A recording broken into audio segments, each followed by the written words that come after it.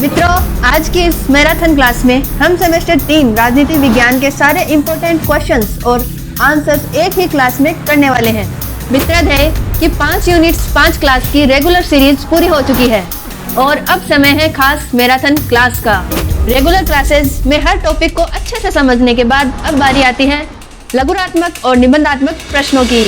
Best notes और best तैयारी के लिए आपका अपना स्टडी मित्र मित्राध्याय क्लासेस। ऑलराइट मित्रों, स्वागत है आप सभी का अपने स्टडी मित्राध्याय क्लासेस में। मैं हूं पारुल महर्षि। तो आज हम शुरू करने जा रहे हैं सेमेस्टर 3 राजनीति विज्ञान की एक महा मैराथन क्लास और इस पूरी क्लास में हम पढ़ने वाले हैं किताब प्रमुख राजनीतिक व्यवस्थाएं। इस मैराथन में हम पूरे यूनिट्स के इम्पोर्टेंट टॉपिक्स और एग्जाम ऑडिटेशन क्वेश्चंस को आसान तरीके से समझेंगे ताकि आपकी पूरी तैयारी अच्छे से हो सके। अगर आपने इस विषय की हमारी जो पहले रेगुलर क्लासेस थी वो नहीं देखी है तो पहले आप उन्हें भी जरूर देख लें। वो आपको हमारे चैनल और प्लेलिस्ट में मिल जाएगी जहां हर टॉपिक को बहुत ही इजी और स्टेप बाय स्टेप तरीके से समझाया गया है। और आज इस क्लास में हम आपको पूरा ध्यान देना है ताकि ये क्लास आप एक इम्पोर्टेंट क्वेश्चंस को भी देखने वाले हैं और इस एक क्लास में आपको पूरी यूनिट्स क्लियर हो जाएगी। और हाँ, एग्जाम से एक दिन पहले इस पेपर की मॉडल पेपर वाली स्पेशल क्लास भी आने वाली है, तो इस क्लास को बिल्कुल मिस मत कीजिएगा और उसको भी नहीं करना क्योंकि वह आपकी तैयारी को फाइनल टच देने वाली होगी।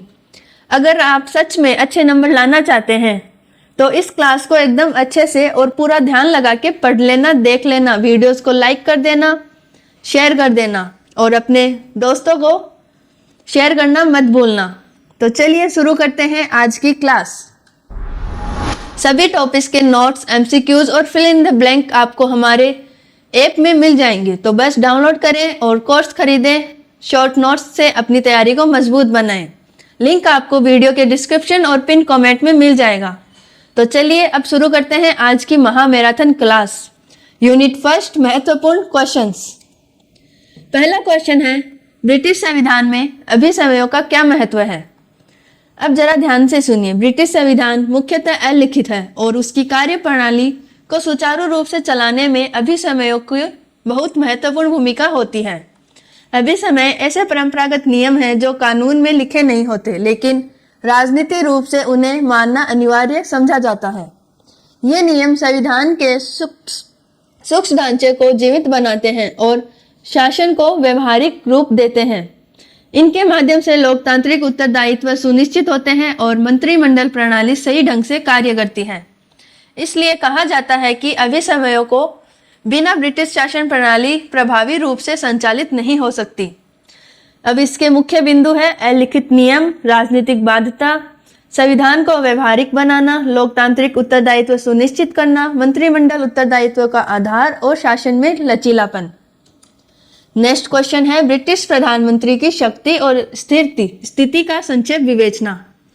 ब्रिटिश संविधान शासन प्रणाली का वास्तविक केंद्र है। वह मंत्रिमंडल का नेता, बहुमत दल का प्रमुख तथा नीति का निर्माता होता है। यद्यपि सिद्धतः वह समकक्षों में प्रथम है, वह पर व्यवहार में अत्यंत शक्तिशाली पद है। आधुनिक समय में उसे शासन का धुरी बिंदु माना जाता है। इसके मुख्य बिंदु हैं मंत्रिमंडल का प्रमुख, बहुमत दल का नेता, मंत्रियों की नियुक्ति, संसद का प्रभाव और नीति निर्माण में केंद्रीय भूमिका तथा वास्तविक कार्यपालिका प्रमुख। नेक्स्ट क्वेश्चन है, संसद की सर्वोच्चता की अवधारणा की व्याख्या कीजिए। संसदीय सर्वोच्चता ब्रिटिश संविधान की मूल आधारशिला है। इसके अनुसार संसद किसी भी विषय पर कानून बना, संशोधित या निरस्त कर सकती है। कोई भी न्यायालय संसद के कानून को अवैध घोषित नहीं कर सकती।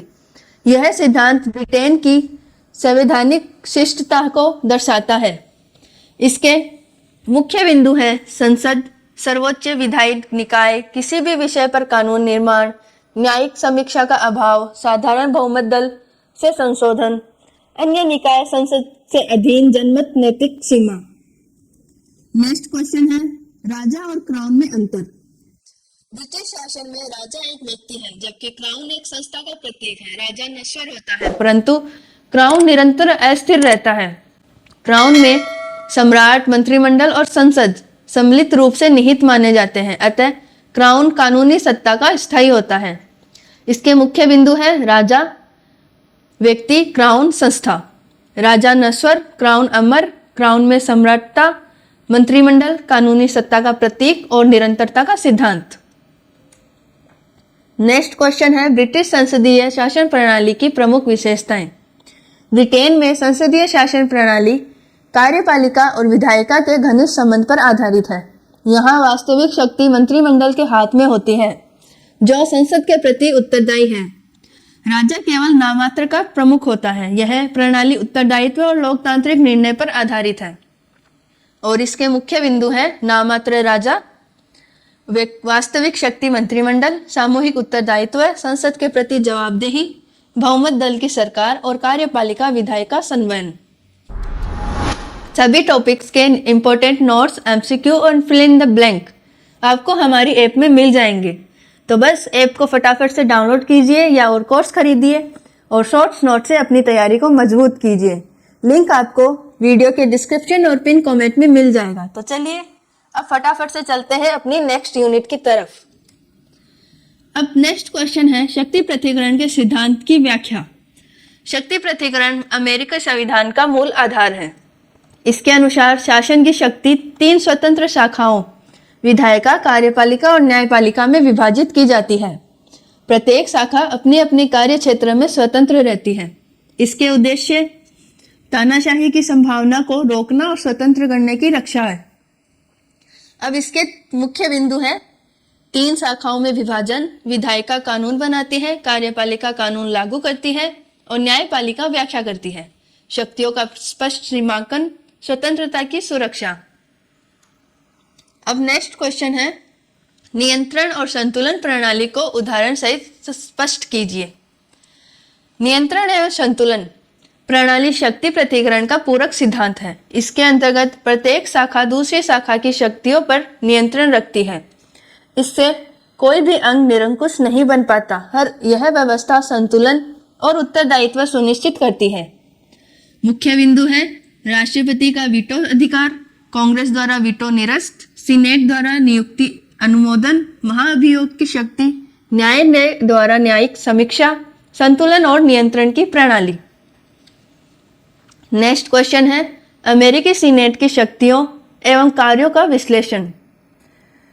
सीनेट अमेरिकी कांग्रेस का उच्च सदन है और संघीय व्यवस्था का प्रतिनिधित्व करता है। प्रत्येक राज्य को समान प्रतिनिधित्व प्राप्त है। सीनेट विधायी, कार्यपालिका और न्यायिक क्षेत्रों में महत्वपूर्ण भूमिका निभाता है। वह राष्ट्रपति पर नियंत्रण का प्रमुख माध्यम भी है और इसके मुख्य बिंदु है संधियों की पुष्टि, नियुक्तियों का स्वीकृति, महाभियोग का परीक्षण, विधेयक निर्माण, संघीय प्रतिनिधित्व और 6 माह का कार्यालय।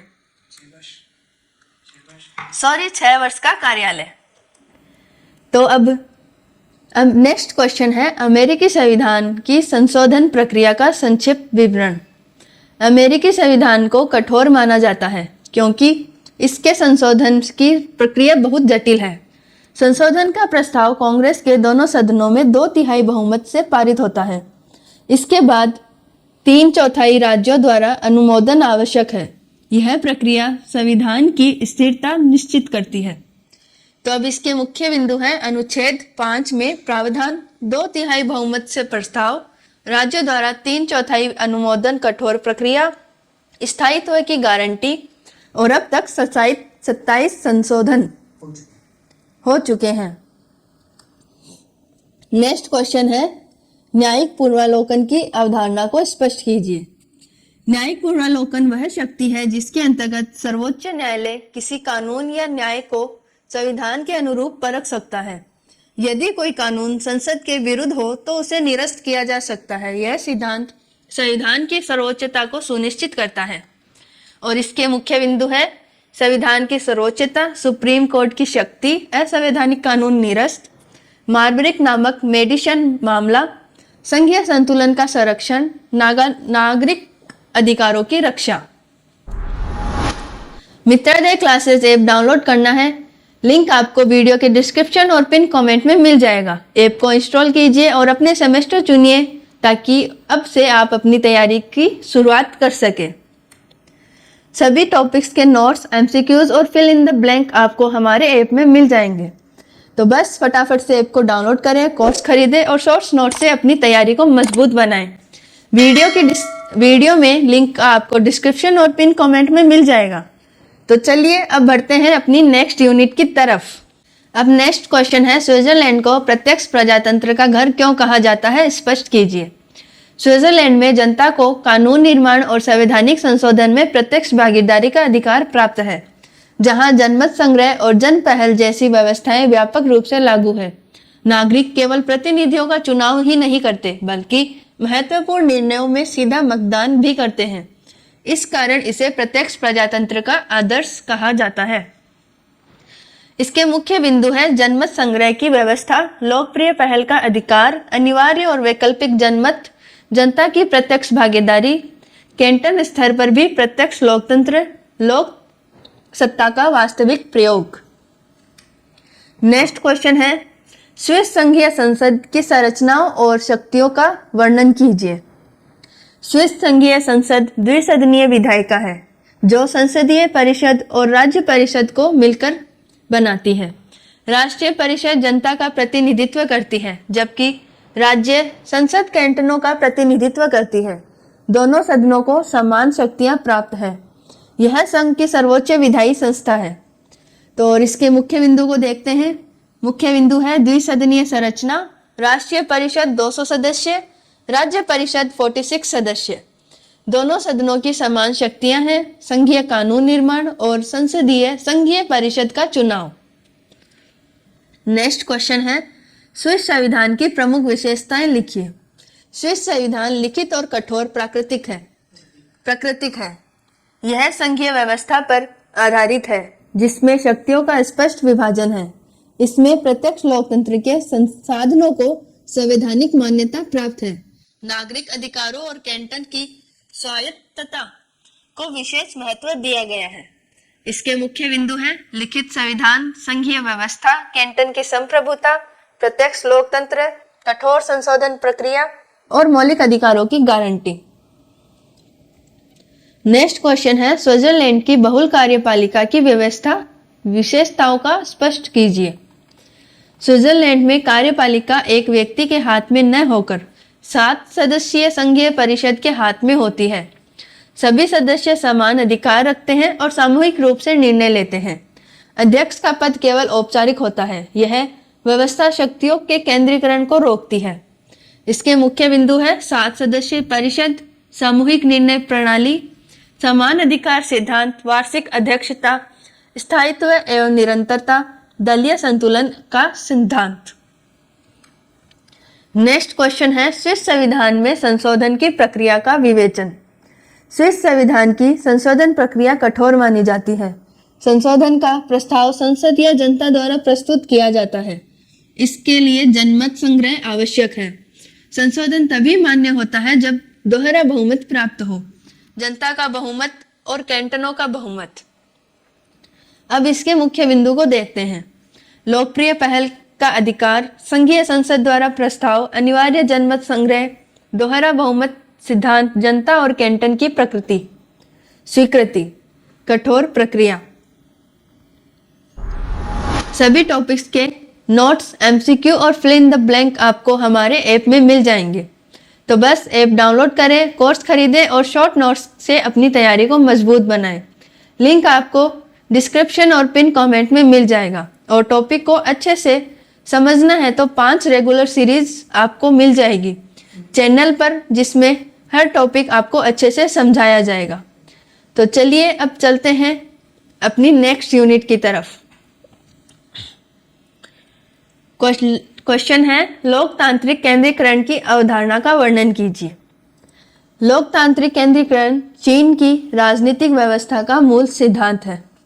इसके अनुसार निर्णय लेने से पूर्व समिति स्तर पर विचार विमर्श की अनुमति होती है, परंतु निर्णय होने के बाद सभी को उसका पालन करना अनिवार्य होता है। यह सिद्धांत पार्टी अनुशासन और केंद्रीय नेतृत्व को मजबूत करता है। व्यवहार में केंद्रीय सत्ता को सर्वोच्च स्थान प्राप्त होता है। इसके मुख्य बिंदु है लेनिनवादी सिद्धांत, बहस के बाद एकता, केंद्रीय नेतृत्व की प्रधानता, पार्टी अनुशासन अनिवार्य, अल्पमत का समर्थन और नीतियों का केंद्रीकरण क्रियान्वयन। नेक्स्ट क्वेश्चन है, चीन की राष्ट्रीय जन कांग्रेस की संरचना और शक्तियों का वर्णन कीजिए। राष्ट्रीय जन कांग्रेस चीन की सर्वोच्च विधायी संस्था है। इसके सदस्य अप्रत्यक्ष रूप से चुने जाते हैं और यह संविधान के अनुसार राज्य की सर्वोच्च शक्ति का प्रतिनिधित्व करती है। यह कानून निर्माण है, संविधान संशोधन और उच्च पदों की नियुक्ति का अधिकार रखती है। व्यवहार में यह कम्युनिस्ट पार्टी के मार्गदर्शन में कार्य करती है और इसके मुख्य बिंदु है सर्वोच्च विधायी निकाय, अप्रत्यक्ष निर्वाचन प्रणाली, संविधान संशोधन का अधिकार, राष्ट्रपति का चुनाव, राज्य परिषद की नियुक्ति और कानून निर्माण की शक्ति। नेक्स्ट क्वेश्चन है, चीन में साम्यवादी दल की भूमिका का संक्षिप्त विवेचन कीजिए। चीन में साम्यवादी दल राज्य की वास्तविक शक्ति का केंद्र है। संविधान में दल के नेतृत्व को मान्यता प्राप्त है। सभी प्रमुख नीतियां पार्टी द्वारा निर्धारित की जाती है और राज्य संस्थाएं उन्हें लागू करती हैं। राजनीति व्यवस्था एक दलीय प्रभुत्व प्रणाली पर आधारित है। इसके मुख्य बिंदु है एक दलीय प्रभुत्व, संवैधानिक मान्यता, नीति निर्धारण में प्रधानता, पार्टी राज्य एकीकरण, पॉलिटी ब्यूरो का केंद्रित भूमिका, अन्य दलों की सीमित भागीदारी। नेक्स्ट क्वेश्चन है, 1982 के चीनी संविधान की प्रमुख विशेषताएं। 1982 का संविधान चीन की वर्तमान राजनीतिक व्यवस्था का आधार है। यह समाजवादी राज्य की स्थापना और पार्टी नेतृत्व को स्वीकार करता है। इसमें नागरिकों के अधिकारों और कर्तव्यों का उल्लेख किया गया है। यह लिखित और विस्तृत संविधान है। इसमें कई संशोधन किए गए हैं। इसके मुख्य बिंदु है समाजवादी राज्य की घोषणा, पार्टी नेतृत्व की स्वीकृति, लिखित व विस्तृत स्वरूप, जन कांग्रेस प्रणाली, मौलिक अधिकार और कर्तव्य, कठोर संशोधन प्रक्रिया। नेक्स्ट क्वेश्चन है, चीन में मौलिक अधिकारों की प्रकृति और सीमाओं को स्पष्ट कीजिए। चीनी संविधान नागरिकों को विस्तृत मौलिक अधिकार प्रदान करता है, जैसे अभिव्यक्ति, धर्म, शिक्षा और अधिकार, किंतु ये अधिकार राज्य और समाज के हित के अधीन है। अधिकारों के साथ कर्तव्यों पर भी समान बल दिया गया।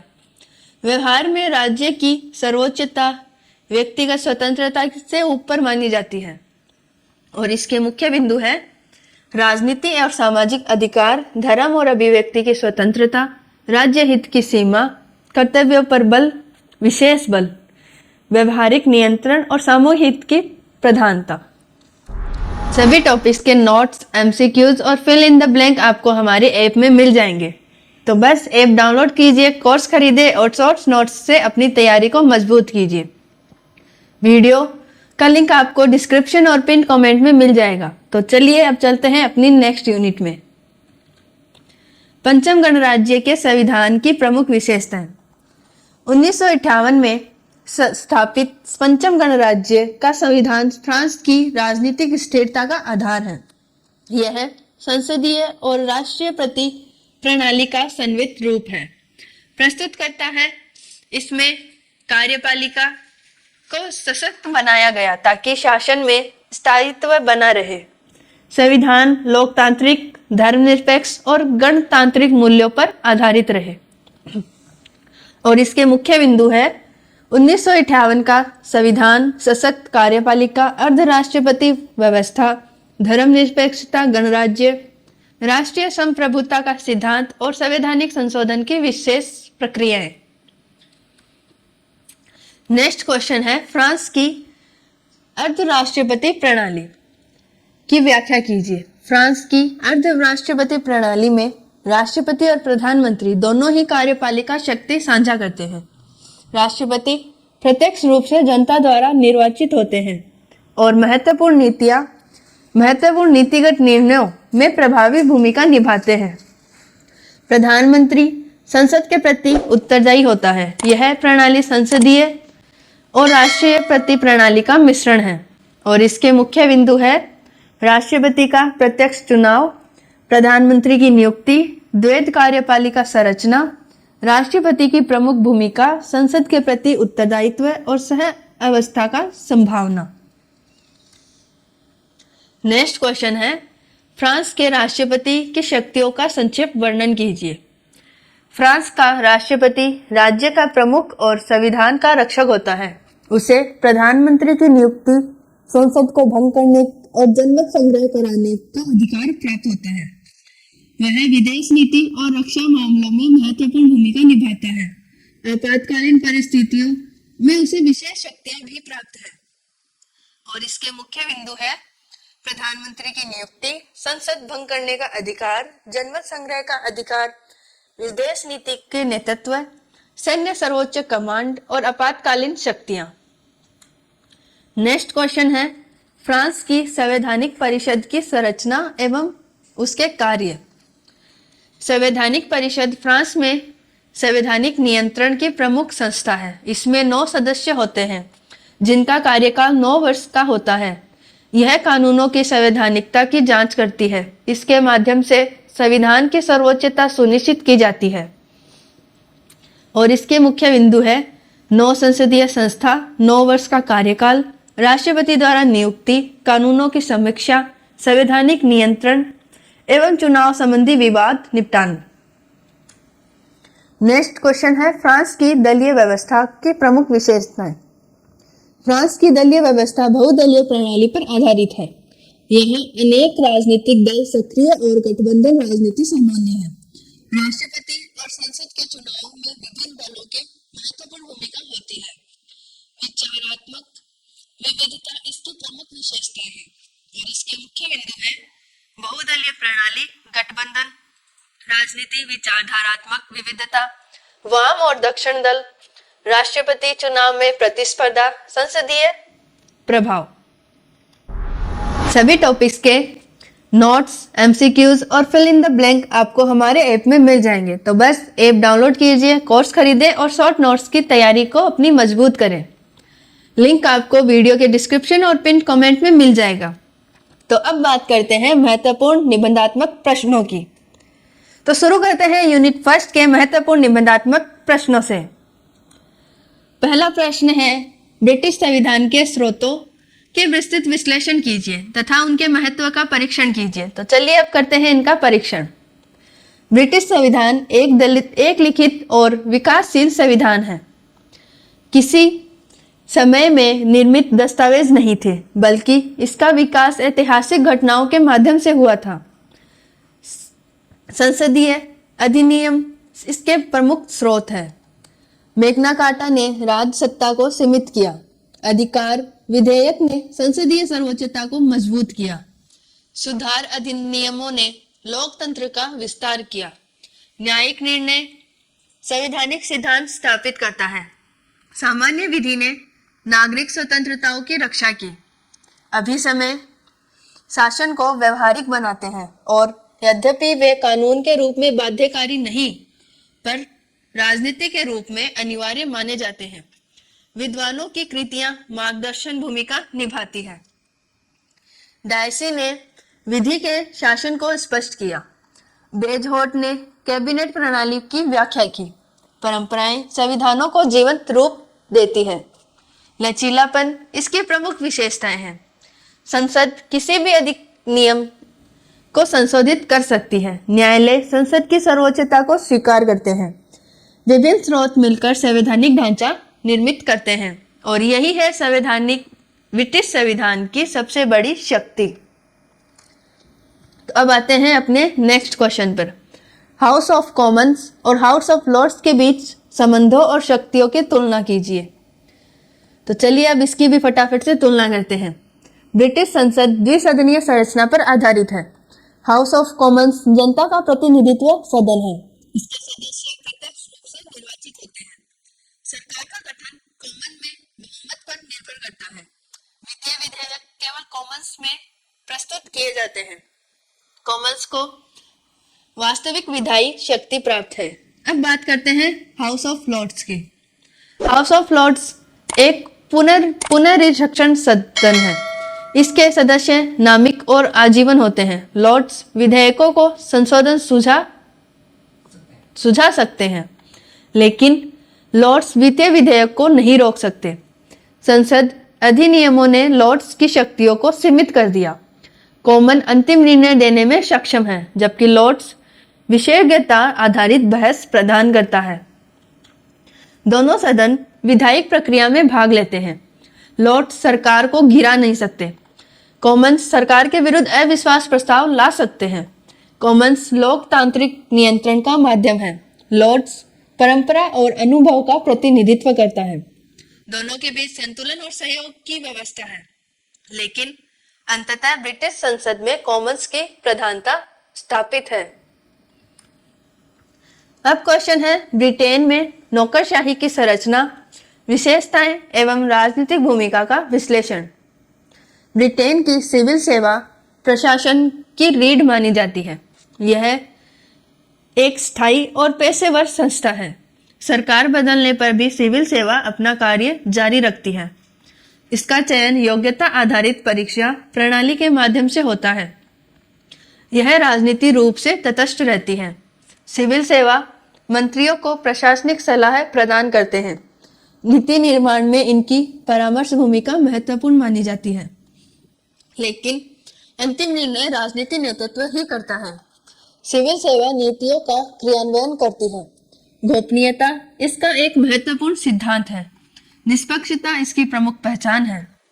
विशेषज्ञता प्रशासन को दक्ष और प्रभावी बनाती है। विभागीय संगठन स्पष्ट रूप से निर्धारित होते हैं। कैबिनेट सचिव शीर्ष प्रशासनिक अधिकारी होते हैं। नौकरशाही प्रशासनिक निरंतरता बनाए रखते हैं। यह संसद के प्रति अप्रत्यक्ष रूप से उत्तरदायी होती है। मंत्री अपने विभाग के लिए संसद के प्रति उत्तरदायी होते हैं।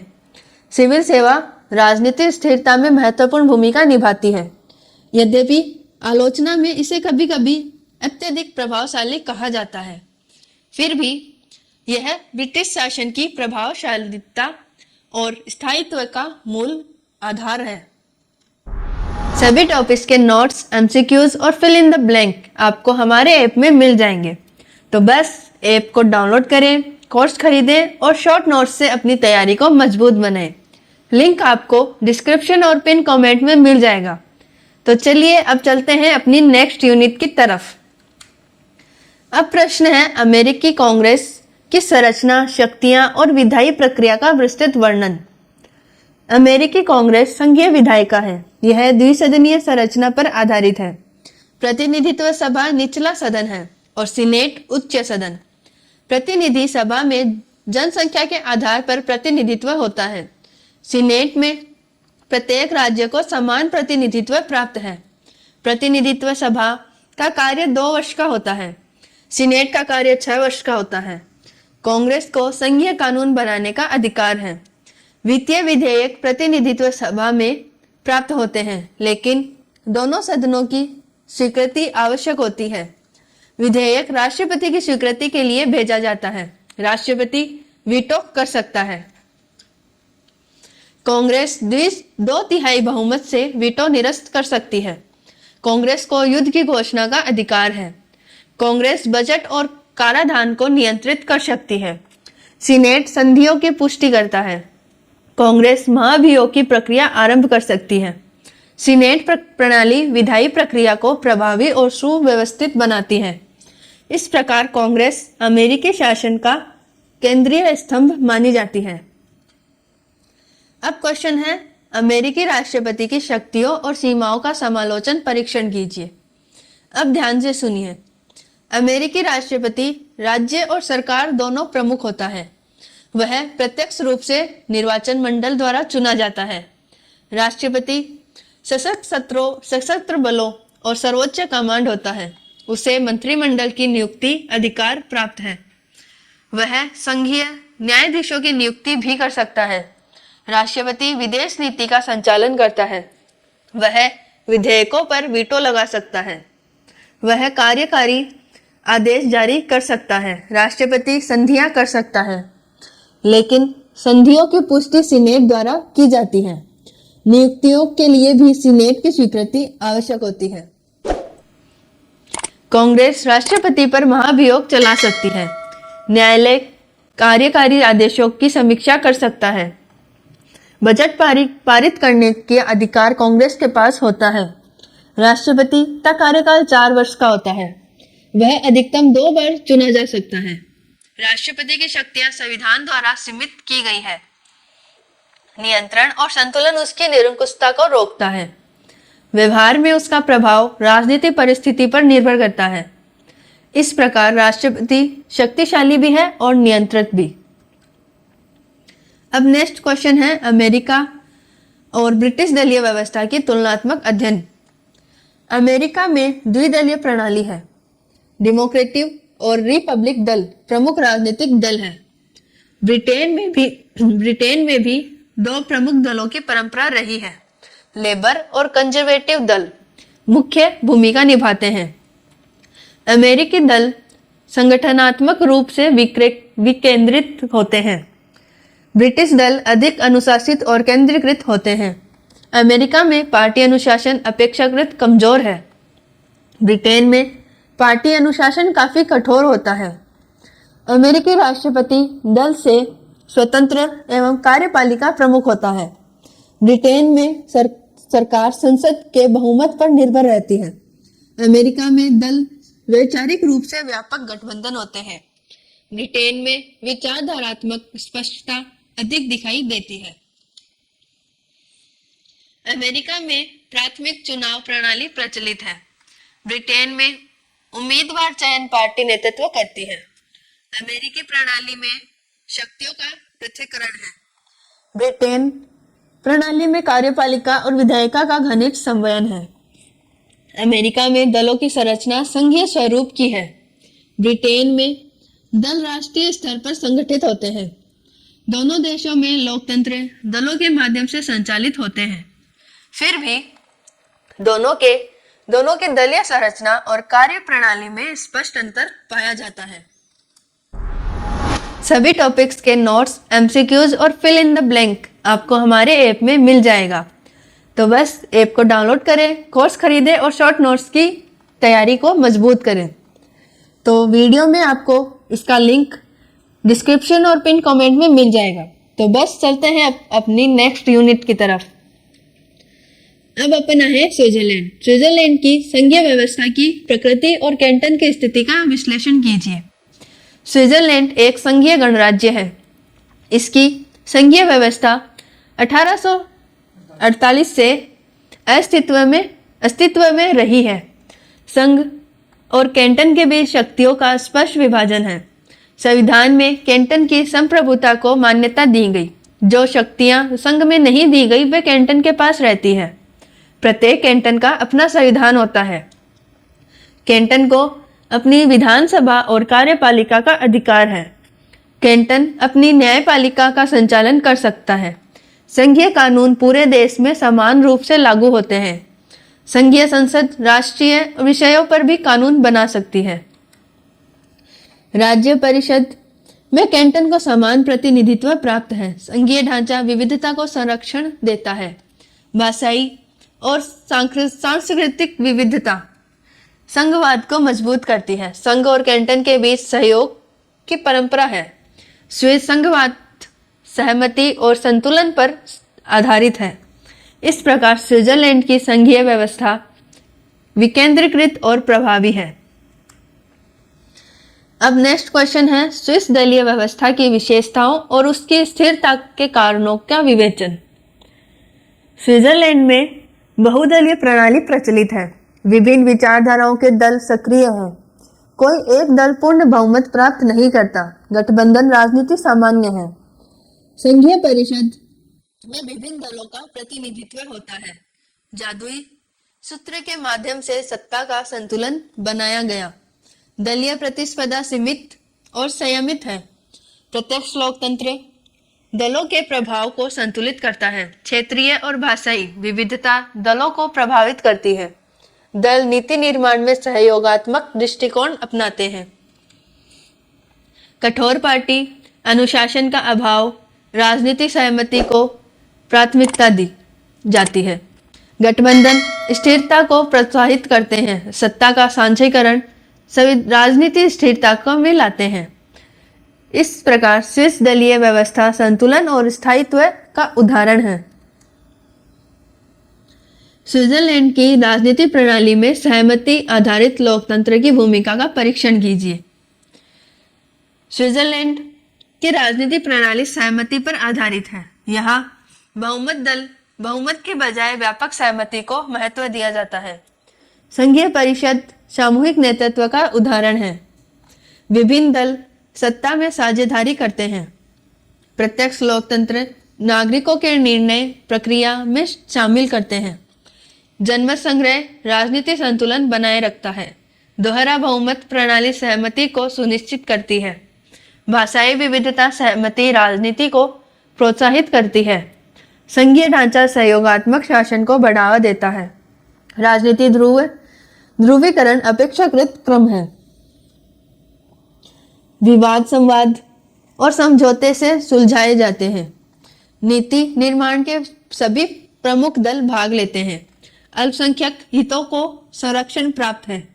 इसी प्रकार स्विट्जरलैंड सहमति आधारित शासन का आदर्श उदाहरण है।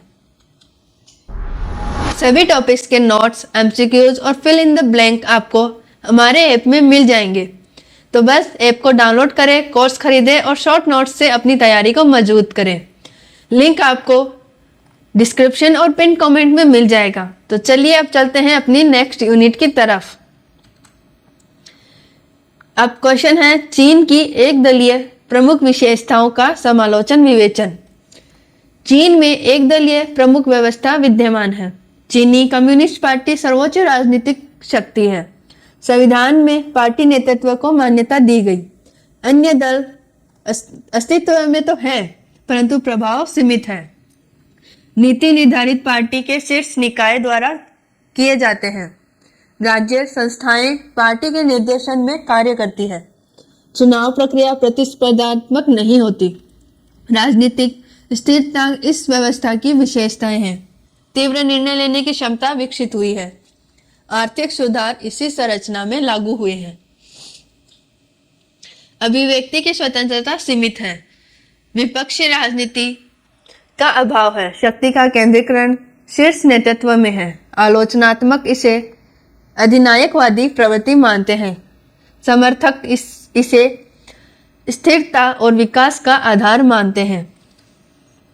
अब नेक्स्ट क्वेश्चन है चीन की न्यायपालिका की संरचना एवं स्वतंत्रता का विश्लेषण। चीन की न्यायपालिका पदानुक्रमिक संरचना पर आधारित है। सर्वोच्च जन न्यायालय सबसे उच्च न्यायिक निकाय है। इसके नीचे प्रांतीय और स्थानीय स्तर पर अधीनस्थ कार्यालय कार्य करते हैं।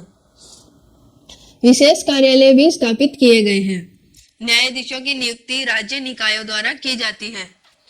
न्यायपालिका औपचारिक रूप से संविधान के अधीन है, लेकिन न्यायिक पुनरावलोकन की स्वतंत्र और शक्ति सीमित होती है। न्यायालय संविधान की सर्वोच्च व्याख्या नहीं करते। पार्टी का अभाव न्यायिक प्रक्रिया में विद्यमान रहता है। राजनीति मामलों में न्यायपालिका की स्वतंत्रता सीमित रहती है। विधायी कार्यपालिका संरचना पर नियंत्रण रखती है। समय समय पर न्यायिक सुधार किए गए। कानून के शासन की अवधारणा धीरे धीरे विकसित हो गई। प्रशासनिक मामलों में न्यायालय सक्रिय भूमिका निभाते हैं। नागरिक और आर्थिक विवादों का निपटारा किया जाता है। फिर भी न्यायपालिका को पूर्णतः स्वतंत्र नहीं माना जाता। पार्टी राज्य संबंध न्यायिक सीमाएं निर्धारित करती है। मानवाधिकार मामलों में कुछ संवेदनशीलता देखी जाती है। सुधारों से पारदर्शिता बढ़ाने का प्रयास किया गया, लेकिन अंततः चीन की न्यायपालिका की स्वतंत्रता सीमित स्वरूप में ही मानी जाती है। अब नेक्स्ट क्वेश्चन है चीन की राजनीति प्रणाली में केंद्रीकरण, सैनिक आयोग एवं पॉलिट ब्यूरो की भूमिका का विश्लेषण। केंद्रीय सैनिक आयोग सेना का सर्वोच्च नियंत्रण निकाय है। यह पीपुल लिबरेशन आर्मी का संचालन करता है। आयोग का अध्यक्ष प्राय पार्टी का शीर्ष नेता होता है। सेना पार्टी के प्रति निष्ठावान मानी जाती है। आयोग रक्षा नीति का निर्धारण करता है। राष्ट्रीय सुरक्षा में इसकी केंद्रीय भूमिका होती है। पॉलिट ब्यूरो पार्टी का प्रमुख निर्णयकारी निकाय है। इसके सदस्य शीर्ष नेतृत्व से चुने जाते हैं। पॉलिट ब्यूरो स्थायी सीमित समिति सबसे शक्तिशाली प्रमुख है। राष्ट्रीय नीतियां यही तय होती है। राज्य परिषद और न्याय इकाई इन्हें लागू करते हैं। पार्टी और राज्य के बीच समन्वय स्थापित किया जाता है। दोनों निकाय सत्ता के वास्तविक केंद्र हैं।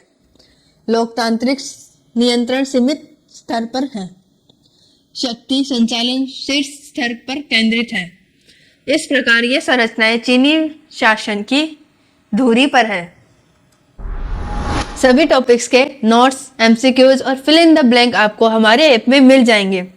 तो बस फटाफट से ऐप डाउनलोड करें, कोर्स खरीदें और अपने शॉर्ट नोट से अपनी तैयारी को मजबूत करें। लिंक आपको वीडियो के डिस्क्रिप्शन और पिन कमेंट में मिल जाएगा। तो चलिए अब चलते हैं अपनी नेक्स्ट यूनिट की तरफ। अब क्वेश्चन है फ्रांस की संसद की संरचना, शक्तियां और सीमाओं का विश्लेषण। फ्रांस की संसद द्विसदनीय संरचना पर आधारित है। इसमें राष्ट्रीय सभा और सीनेट शामिल है। राष्ट्रीय सभा प्रत्यक्ष रूप से निर्वाचित सदन है। सीनेट का निर्वाचन अप्रत्यक्ष प्रणाली से होता है।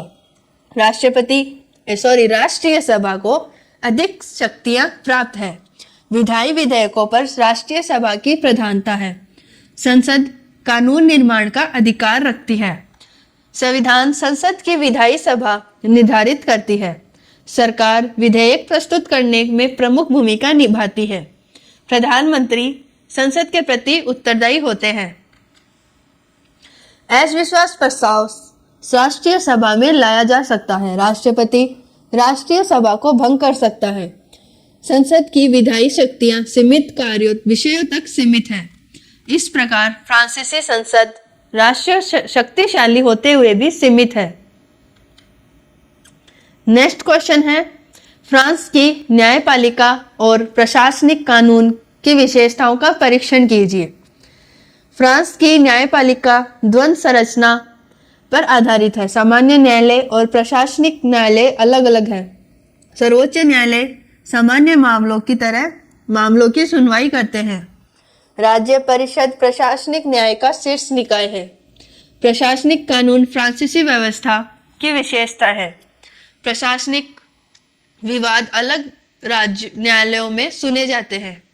न्यायपालिका को स्वतंत्रता का विशेषिक संवैधानिक संरक्षण है। न्यायाधीशों की नियुक्ति विशेष प्रक्रिया से होती है। उच्च न्यायिक परिषद न्यायिक प्रशासन का संचालन करती है। संवैधानिक परीक्षण संवैधानिक समीक्षा करती है। प्रशासनिक कानून राज्य की जवाबदेही सुनिश्चित करता है। नागरिक प्रशासन के विरुद्ध याचिका दायर कर सकते हैं। फिर भी यह प्रणाली संतुलित और विशिष्ट मानी जाती है। नेक्स्ट क्वेश्चन है फ्रांस की मंत्रिपरिषद की संरचना एवं कार्य प्रणाली की आलोचनात्मक अध्ययन। फ्रांस में मंत्रिपरिषद कार्यपालिका का सबसे महत्वपूर्ण अंग मानी जाती है। अगर आसान भाषा में समझे तो यही वह संस्था है जो देश की नीतियां बनाती है और प्रशासन को चलाने में मदद करती है। फ्रांस की खास बात यह है कि इसकी मंत्रिपरिषद की अध्यक्षता खुद राष्ट्रपति करता है, लेकिन इसका रोजमर्रा का संचालन प्रधानमंत्री संभालता है। मंत्रियों की नियुक्ति भी राष्ट्रपति ही करता है, जिससे राष्ट्रपति की भूमिका काफी मजबूत हो जाती है। अब अगर कार्य प्रणाली की बात करें तो मंत्रिपरिषद सामूहिक निर्णय लेने की प्रक्रिया अपनाती है। यानी बड़े फैसले अकेले नहीं बल्कि मिलकर लिए जाते हैं। यही संस्था नई नीतियां बनाती है, विधेयक तैयार करती है और प्रशासनिक कार्यों का संवहन भी करती है। यहाँ एक और महत्वपूर्ण बात यह है कि प्रधानमंत्री संसद के प्रति उत्तरदायी होते हैं। अगर संसद को सरकार पर भरोसा नहीं तो वह अविश्वास प्रस्ताव ला सकती है। मंत्रिपरिषद विधेयक तैयार करती है, प्रशासनिक कार्यों का संवहन करती है, सामूहिक उत्तरदायित्व का सिद्धांत लागू करती है। राजनीति परिस्थितियां इनकी शक्ति निर्धारित करती है। संसद अविश्वास प्रस्ताव ला सकती है। राष्ट्रपति मंत्रिपरिषद को पुनः गठित कर सकता है। निर्णय प्रक्रिया केंद्रित होती है। अर्धराष्ट्रपति प्रणाली में संतुलन आवश्यक है। आलोचनात्मक इसे कार्यप्रणाली का प्रधान मानते हैं। फिर भी यह शासन स्थिरता का महत्वपूर्ण आधार है। ऑल राइट मित्रों, आज हमने सेमेस्टर 3 राजनीति विज्ञान की एक महामैराथन क्लास अटेंड की और जिस किताब से हमने यह विषय पढ़ा उस किताब का नाम है प्रमुख राजनीतिक व्यवस्थाएं। आज हमने इस विषय का पूरा यूनिट्स डिटेल में समझा। उम्मीद है कि आपको ये आज की क्लास समझ में आई होगी और आपको पसंद भी आई होगी और यह विषय आपको बहुत आसान लगा होगा। अब अगर आप मेरी मानो तो इस क्लास को एक बार जरूर देखना ताकि सभी महत्वपूर्ण क्वेश्चंस आपके दिमाग में अच्छे से बैठ जाएं। और जैसा कि आप जानते हैं, इससे पहले हम इस विषय की 5 रेगुलर क्लासेस भी ला चुके हैं। अगर आपने वो नहीं देखी तो सबसे पहले वो जरूर देखना। वो आपको हमारे चैनल या प्लेलिस्ट में मिल जाएगी, क्योंकि उन 5 क्लासेस में हम हर यूनिट को स्टेप बाय स्टेप एकदम बेसिक लेवल से समझा है। जबकि इस मैराथन क्लास में हमने खास तौर पर इम्पोर्टेंट क्वेश्चंस और इम्पोर्टेंट टॉपिक पर फोकस किया है। अगर आपको इस क्लास के नोट्स, एमसीक्यूज और फिल इन द ब्लैंक्स और पूरा स्टडी मटेरियल चाहिए तो उसके लिए आपको मित्राध्याय क्लासेस का ऐप डाउनलोड करना होगा और ऐप डाउनलोड करने का लिंक आपको वीडियो के डिस्क्रिप्शन और पिन कमेंट में मिल जाएगा। और हाँ, एग्जाम से ठीक पहले इस पेपर की मॉडल पेपर वाली क्लास स्पेशल भी आने वाली है, तो उस क्लास को मिस मत करना, क्योंकि वह आपकी तैयारी को फाइनल टच देने वाली है। तो बस आज के लिए इतना ही। मिलते हैं सेम टाइम सेम जगह। तब तक के लिए जुड़े रहिए आपके अपने स्टडी मित्राध्याय क्लासेस के साथ। धन्यवाद।